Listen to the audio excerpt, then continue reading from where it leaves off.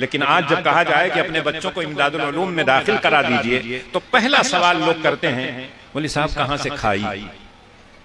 مدرسے میں جائے گا کتنی تنخواہ دیں گے؟ 5,000 10,000 اس سے زیادہ تو نہیں دیں گے، کہاں سے وہ کھائے گا؟ ایک عدد بیوی آ جائے گی، پھر پتہ چلا کہ 1 سال کے بعد ایک نیا مہمان آ گیا، پھر اس کے بعد دوسرا آ گیا، تیسرا آ گیا، پہلے 1 تھا، 2 ہوئے، 5 ہوئے، ان 5 کا خرچہ کون برداشت کرے گا؟ جس نے پیدا کیا ہے وہ روزی، اس نے وعدہ کر رکھا ہے وَمَا مِن دَابَّةٍ فِي الْأَرْضِ إِلَّا عَلَى اللَّهِ رِزْقُهَا، بلی کو وہ کھلا سکتا ہے، کتے کو وہ کھلا سکتا ہے، سور کو وہ کھلا سکتا ہے، بندر کو وہ کھلا سکتا ہے، حشرات الارض کو وہ کھلا سکتا ہے، تو وہ انسان جو اشرف المخلوقات ہے، اللہ کی کتاب کو پڑھتا اور پڑھاتا ہے، اس کی تعلیمات کو لوگوں تک پہنچاتا ہے، کہ اللہ اس کو نہیں کھلائیں گے؟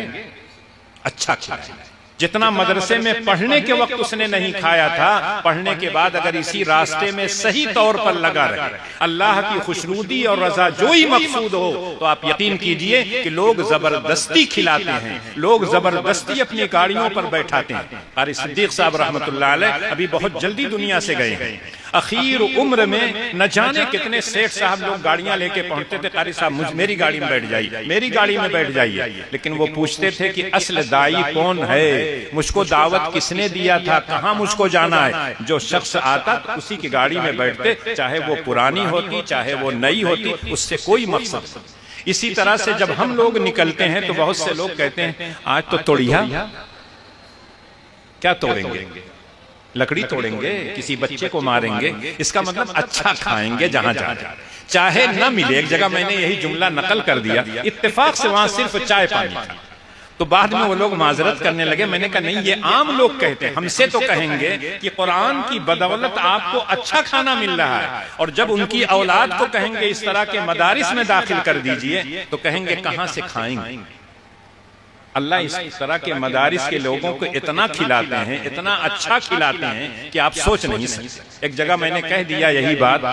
کہ جو لوگ ملیشیا اس وقت کماتے تھے، جب میں بچپن میں چھوٹا تھا، دیکھو چڈا پہن لیتے تھے یا لنگی ایک پہنتے تھے، ایک بنیان پہنتے تھے،